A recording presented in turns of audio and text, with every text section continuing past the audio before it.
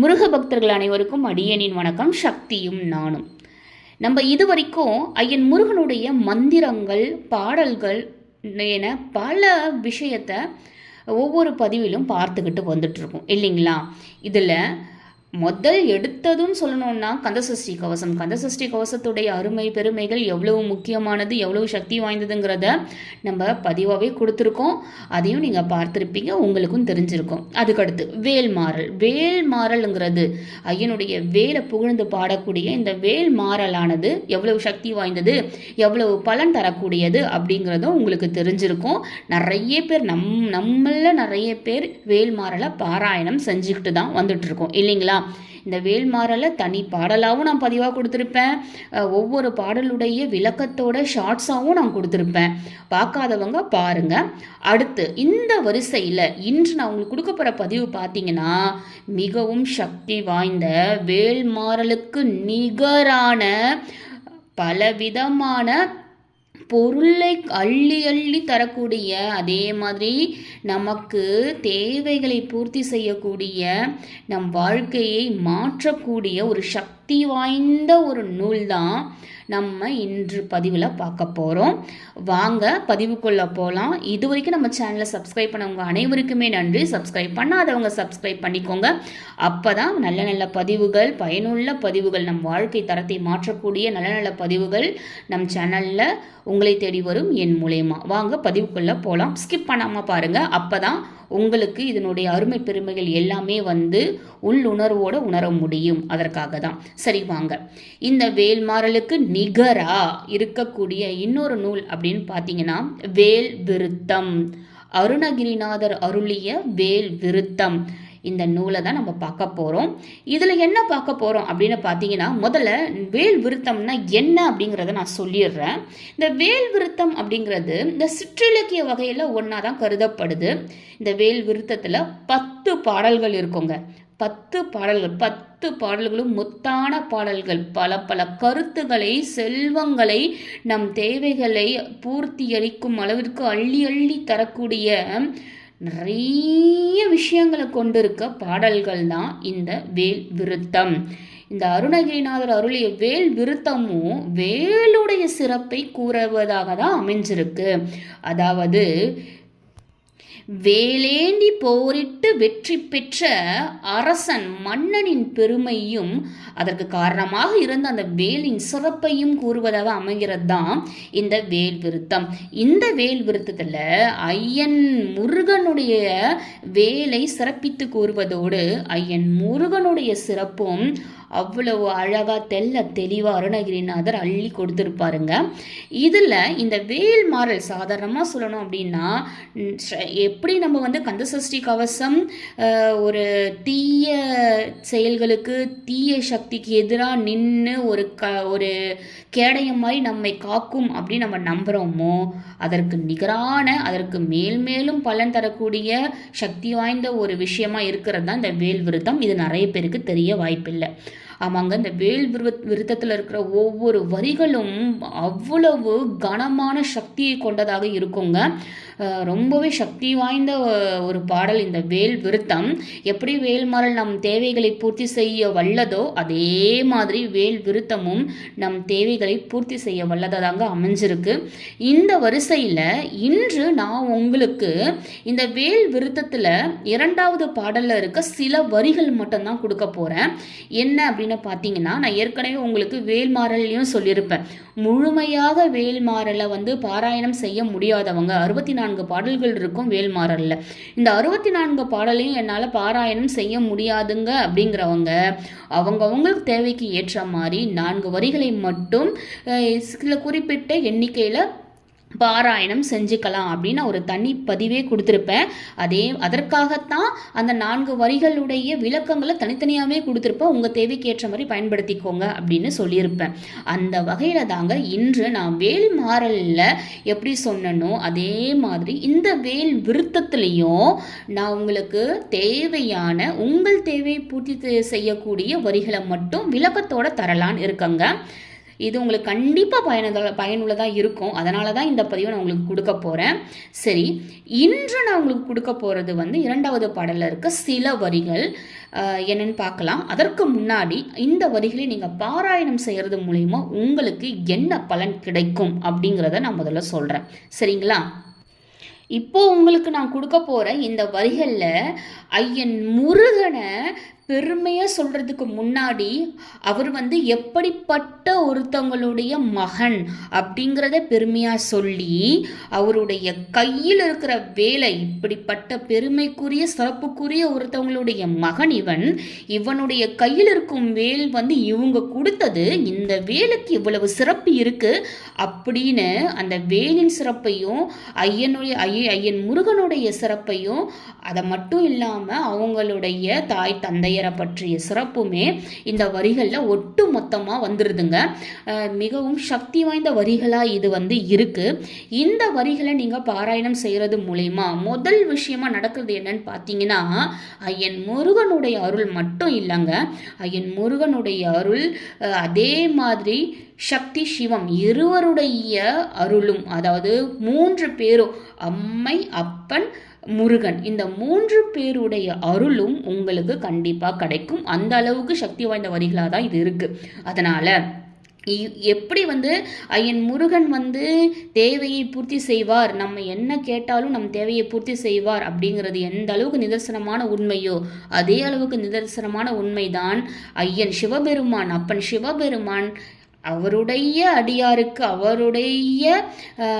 அவர் மேல் நம்பிக்கையோட பக்தியோட எவன் ஒருவன் அவரை வந்து யாசிச்சாலும் கண்டிப்பாக வந்து அவங்களுக்கு அள்ளி அள்ளி கொடுப்பார் இல்லைங்களா? பிள்ளையும் அள்ளி கொடுக்குறவர், அப்பாவும் அள்ளி கொடுக்குறாருங்கிற போது அம்மா மட்டும் என்ன சும்மாவா? அவங்க எப்படிப்பட்டவங்க, சக்திக்கெல்லாம் சக்தியாச்சே, உயர்ந்த சக்தியாச்சே, அவங்களையும் நம்ம சேர்த்து வழிபட போகிறோம். இந்த வரிகளில் பாராயணம் செய்யும் பொழுது இந்த 3 பேர்கிட்டையுமே நம்ம வந்து சேர்ந்து தான் நம்ம கேட்க போகிறோம். அதனால் இந்த 3 பேருடைய அருளும் நமக்கு பரிபூர்ணமாக கிடைக்கிறது மட்டும் இல்லாமல் உங்கள் தேவை என்னவா இருந்தாலும் சரி அதை நீங்கள் வாயை திறந்து கேட்கலாம். என்ன தேவை? உங்களுக்கு குழந்தை வேணும் அப்படின்னாலும் சரி, எனக்கு அரசு வேலை வேணும்னாலும் சரி, தலைமை பதவி அடையணும் அப்படின்னாலும் சரி, அரசியலில் நான் முன்னேறணுங்க அப்படின்னாலும் சரி, எனக்கு ஒரு பதவி கிடைக்கணும் அப்படின்னாலும் சரி, இந்த அரியணையை பிடிக்கணும், நான் இந்த அரியணை மேலே நான் அமரணும் அப்படின்னாலும் சரி, அதை தவிர்த்து நான் பிஸ்னஸ் பண்ணுறேன், என்னோட பிஸ்னஸில் வந்து என்னோட எதிரிகளை நான் வந்து வெல்லணும் அப்படின்னாலும் சரி, எனக்கு கண்ணுக்கு தெரியாத எதிரிகள் எல்லோரையும் நான் வெல்லணும் அப்படின்னாலும் சரி, எனக்கு ரொம்ப கஷ்டமாக இருக்குது, எங்கள் வீட்டில் ஏதோ செஞ்சுருக்க மாதிரி எனக்கு தெரியுது, நெகட்டிவ் வைபாக இருக்குது அப்படின்னாலும் சரி, எனக்கு எங்கள் வீட்டில் வந்து தெய்வ நடமாட்டம் இல்லாத மாதிரி ஒரு உணர்வு இருக்குது அப்படின்னாலும் சரி, எல்லா விதத்திலுமே எனக்கு திரும்ப திரும்ப திரும்ப ஏதாவது ஆக்சிடென்ட் ஆகிட்டே இருக்குது, அடிபட்டுக்கிட்டே இருக்குது, என்னென்னு தெரியல அப்படின்னாலும் சரி, எங்கள் உறவினரோ இல்லை உற்ற உறவினர்களோ இல்லை யாராக இருந்தாலும் உடல்நிலை சரியில்லாமல் இருக்காங்க, அவங்க சரியாகணும் அப்படின்னாலும் சரி, இந்த மாதிரி ஏதோ ஆக்சிடென்ட் ஆகிடுச்சு அதுலேருந்து அவங்க மீண்டு வரணும் அப்படின்னாலும் சரி, இதுக்கு மேலே எந்த ஒரு தவறும் நடந்து விடக்கூடாது அப்படின்னாலும் சரி, தவறான வழக்கில் நான் மாட்டிக்கிட்டேன் அப்படின்னாலும் சரி, இந்த மாதிரி எவ்வளோ விஷயங்கள் நம் வாழ்க்கையில் பிரச்சனை தரக்கூடிய எத்தனை விஷயங்கள் இருந்தாலும் சரி, இந்த எல்லா விஷயத்துக்குமே உங்களுக்கு ஒரே தீர்வாக அமைய போகிறது இப்போ நான் உங்களுக்கு கொடுக்க போகிற இந்த வரிகள் தாங்க. இந்த வரிகள் அவ்வளவும் சக்தி வாய்ந்த வரி. இதனுடைய விளக்கத்தோடு நான் உங்களுக்கு கொடுக்குறேன். இந்த வரிகளை தினமும் நீங்கள் பாராயணம் செய்யுங்க. எப்படி நம்ம கந்தசஷ்டி கவசம் படிக்கிறோமோ, வேல்மாறல் படிக்கிறோமோ, அந்த வகையில் தான் நீங்கள் கந்தசஷ்டி கவசம் படிக்க முடியலனாலும் பரவாயில்ல, செவ்வாய் வெள்ளிக்கிழமையில் ஒரு நாளில் நீங்கள் படித்தா கூட சரிதான். வேல்மாறலில் நான் ஏற்கனவே 4 வரிகள், தேவையான 4 வரிகளை பாராயணம் செய்யுங்கன்னு சொல்லியிருக்கேன். அந்த வகையில் இந்த வேல் விருத்தத்தில் இருக்க இந்த வரிகளை நீங்கள் பாராயணம் செய்யும் பொழுது அந்த முழுக்க அந்த வேல் விருத்தத்தில் இருக்கிற எல்லா விஷயமும் அந்த வரிகள் அமைஞ்சிருதுங்க. அதனால் அந்த பலன் உங்களுக்கு கண்டிப்பாக நல்லபடியாக கிடைக்கும். சரி, வாங்க அந்த வரிகள் என்னன்னு முதல்ல பார்க்கலாம். கங்காளி சாமுண்டி வாராகி இந்திராணி கௌமாரி கமலாசன கண்ணி நாரணி குமரி திரிபுரை பைரவி அமலை கௌரி காமாட்சி சைவ சிங்காரி யாமலை பவானி கார்த்திகை கோட்சி திரையம்பகி அளித்த செல்வ சிறுவன் அருமுகன் முருகன் நிறுத்தர்கள் குலாந்தகன் செம்பொற்றிருக்க திருக்கை வேலே. இதனுடைய விளக்கம் என்னன்னு பார்க்கலாமா வாங்க. கங்காலினா என்னன்னு பார்த்தீங்கன்னா, ஊழி காலத்துல, அதாவது ஊழி காலம்னா என்னன்னா, இந்த உலகமானது அழியும் தருணம், கலியுகம் அழியும் தருணம். பெரும் காற்றினாலும் மழையினாலும் வெள்ள பெருக்கினாலும் ஆழி பேரலைகளாலும் இந்த உலகம் அழியிற தருணம் இருக்கும் இல்லையா, அந்த நேரத்தில் தேவர்கள் முக்தி அடையும் பொருட்டு அந்த தேவர்களோட எலும்பு கூட்ட மாலையா கொண்டவளாம் சாமுண்டினா என்னன்னு பார்த்தீங்கன்னா, மகிஷாசுரனை கொன்று அவனுடைய எருமை தலைமேல நிற்பவளாம். வராகி யாரு? சப்த மாதர்களில் ஒருவரான வராக மூர்த்தியின் சக்தியாக விளங்குபவள் இல்லையா. இந்திரனின் சக்தியானவள். கௌமாரி குமாரமூர்த்தியின் சக்தியானவள். கமலாசன கண்ணி, கமலம்னா தாமரை, தாமரைய ஆசனமா கொண்ட இளமை மாறாத ஒரு கன்னித்தாய். நாரணி காக்கும் சக்தியாகிய விஷ்ணு ரூபிணியாக விளங்குபவள். குமரி பால்ய பருவத்தினல். திரிபுரை மும்மூர்த்திகளுக்கும் மேலாக விளங்குபவள். பைரவிங்கிறது பைரவரின் சக்தியாக விளங்குபவள் இல்லைங்களா. அமலை குற்றமற்றவளா இருக்கிறவ. கௌரி பொன்னிறமானவள் இல்லைங்களா. காமாட்சி அடியார்களின் விருப்பத்திற்கு ஏற்ற மாதிரியே நிறைவேற்றும் அழகிய கருணை மிக்க கண்களை உடையவள். சைவ சிங்காரி சிவனுடைய தேவியாக பேரழகியாக விளங்குபவள். யாமலை நீல நிறத்தவளாக காட்சியளிப்பவள். பவானி சம்சார கடலை அகற்றுபவள். கார்த்திகை மாதர்களாகவே வரக்கூடியவள். கொற்றி யுத்த களத்திற்கு அதிபதியாக விளங்குபவள். திரையம்பகி முக்கண்ணுடையவள் ஆகிய தேவி அல்லவா. இவ்வளவு சிறப்புடைய அம்பாள் பெற்றருளிய செல்வ சிறுவன், உலகுக்கெல்லாம் முக்தி செல்வத்தை கொடுக்கும் பாலகன், ஷண்முகன், ஞான சொரூபி யாரு? ஐயன் முருகன் இல்லையா. அரக்கர் குலத்தை அழித்தருளிய கந்த பிரான், திருக்கையிலே விளங்கும் பொன்னொளி வீசும் அழகிய வேலாயுதமே அப்படிங்கிறது தான் இந்த வரிகளுக்கு அர்த்தமா விளங்குதுங்க. ஐயன் கையில் இருக்கும் வேலாயுதம் எப்படிப்பட்டது? எவ்வளவு சிறப்பு மிக்க முருகரின் கையில் இருக்க வேலாயுதம், இவ்வளவு சிறப்பு மிக்க முருகன், இவ்வளவு சிறப்பு மிக்க தாயாரின் மகன் அப்படின்னு தானங்க இங்க விளக்கி இருக்காங்க.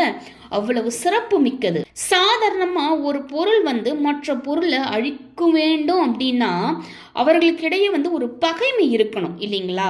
உதாரணமா பூனைக்கு எலிய கண்டா பிடிக்காது, அதனால பூனை எலிய கண்டா கொன்றுடும். ஆனா பசு எலிய கண்டா ஏதாவது செய்யுமா? எதுவும் செய்யாது. பசுவுக்கும் எலிக்கும் எந்த ஒரு பகைமையும் கிடையாது. அது போலத்தான் இந்த அஞ்ஞானத்தை அழிக்க அதற்கு நேர்பகையாகிய ஞானத்தால் தான் முடியும். அதனால தான் அஞ்ஞானத்தின் முழு உருவமா விளங்குற இந்த சூரபத்மனை அழிக்கணும்னா ஞான சக்தியால தான் முடியுங்கிறதுக்காக தான் அன்னை வேலாயுதத்தை ஐயன் கிட்ட கொடுத்தாங்க. சூலாயுதமோ சக்கராயுதமோ அல்லது வஜ்ராயுதமோ முழு ஞான சக்தி இல்லாத காரணத்தினால அவைகளால சூரனை கொல்ல முடியவே முடியாது. அதனால தான் உலக வழக்குல ஞானவேல் என்ற பெயர் இருக்கே தவிர்த்து ஞான சூலம்னோ ஞான சக்கராயுதம்னோ எந்த பேரும் யாருக்கும் இல்லைங்களா. இந்த சூரன் மேல வேலை பிரயோகப்படுத்தினாங்க இல்லையா என் முருகன், அதை எப்படி சொல்றாங்க பாருங்களேன். சிவன் நஞ்சு எழுத்தை முந்த விடுவோனே. அதாவது பஞ்சாட்சரம், ஓம் நம சிவாய், அந்த பஞ்சாட்சரம் மந்திரம் தான் இந்த வேலு அப்படிங்கிறது தான் இதில் இருக்கிற மிகவும் சூட்சமமான ஒரு ரகசியம். பார்வதி தேவி தான் ஐயனுக்கு வேல் கொடுத்தாங்க அப்படிங்கிறத நிரூபிக்கிற வகையில தான் இன்று வரைக்குமே சிக்கலில் முருகன் வேல் வாங்குகிறார். பிரம்மோற்சவத்துல இன்றும் ஐயன் முருகன் சிக்கலில் வேல் வாங்கி செந்தூரில் போர் புரிகிறார் இல்லைங்களா. இந்த வேல் விருத்தத்துல இப்ப நான் சொன்ன வரிகள்ல அடுக்கடுக்கடுக்கா அந்த தேவியோட திருநாமங்கள் கூறப்பட்டிருக்கிறதுடைய சூட்சமம் என்ன தெரியுமா? அந்த சூட்சமத்தை சொல்றேன்னு தெரிஞ்சுக்கோங்க. பீஜாட்சரமாகிய ரீம் என்பதுடன் ஓம் நம சிவாய என்கிற பஞ்சாட்சரமும் சேர்ந்து ஓம் ரீம் நம சிவாய என்ற சக்தி பஞ்சாட்சரமாக மாறுது. இந்த சக்தி பஞ்சாட்சர சொரூபம் தான் வேலாயுதம் அப்படிங்கிறது தான் இந்த ரகசிய மந்திர சூட்சமங்க. அவ்வளவு சக்தி வாய்ந்த மந்திரம் தாங்க இந்த ஓம் ரீம் நம சிவாய அப்படிங்கிறது. ஓம் ரீம் நம சிவாய அப்படிங்கிறது அவ்வளவு சக்தி வாய்ந்த மந்திரமா இருக்குங்க. ஐயன், அம்மா, மகன். ஆதிசங்கரர் கூட தான் இயற்றிய வேலாயுத துதியில சப்தே பஜே துவாம் அப்படின்னு சொல்லியிருக்காருங்க. அதுக்கு என்ன அர்த்தம் தெரியுமா? சிவத்தோட சக்தியும் சேர்ந்திருக்கு அப்படிங்கிறது தாங்க இதுக்கு அர்த்தம். இவ்வளவு சக்தி வாய்ந்த இவ்வளவு கனமான இந்த வேல் விருத்தத்தை நீங்க தினமும் பாராயணம் செய்யும் பொழுது அப்பன் முருகன் மட்டும் இல்லைங்க, சிவபெருமான், சக்தி சிவம் சிவபெருமான், நம்முடைய பார்வதி தாயார், அவங்களுடைய அருளும் உங்களுக்கு பரிபூரணமாக கிடைக்குங்க. உங்களுடைய தேவை என்னவோ அதை அப்படியே நிறைவேற்றி வைப்பாங்க. சக்தி வாய்ந்த வரிகள் இது. இதனுடைய வரிகளுடைய அர்த்தம் உங்களுக்கு புரிஞ்சாதான் அந்த சக்தியோட வெளிப்பாடு உங்ககிட்ட இருந்து வரும். அதனால தான் நான் விளக்கத்தோடு சொல்லியிருக்கேன்.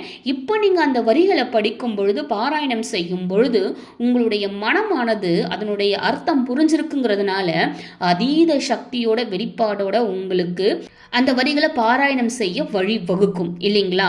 அவ்வளவு சக்தியோட நீங்கள் மனம் முருகி பாராயணம் செய்யும் பொழுது பலன் கிடைக்காம இருக்குமாங்க? கண்டிப்பாக பலன் கிடைக்கும். சரி, இந்த பதிவு உங்களுக்கு கண்டிப்பாக பயனுள்ளதாக இருந்திருக்கும்னு நினைக்கிறேன். எல்லா தேவைகளுக்கும் நீங்கள் வந்து பயன்படுத்திக்கலாம். இதை எப்போ சொல்லணும், எப்படி சொல்லணும் அப்படின்லாம் நீங்கள் எனக்கு கேட்டீங்க அப்படின்னா, இந்த வரிகளை ரொம்ப எளிமையான வரிகள், மொத்தம் இந்த வேல் விருத்தத்தில் 10 பாடல்கள் இருக்குங்க. அந்த 10 பாடல்களில் 2வது பாடலில் இருக்கிற சில வரிகள் மட்டும்தான் உங்களுக்கு கொடுத்துருக்கேன்.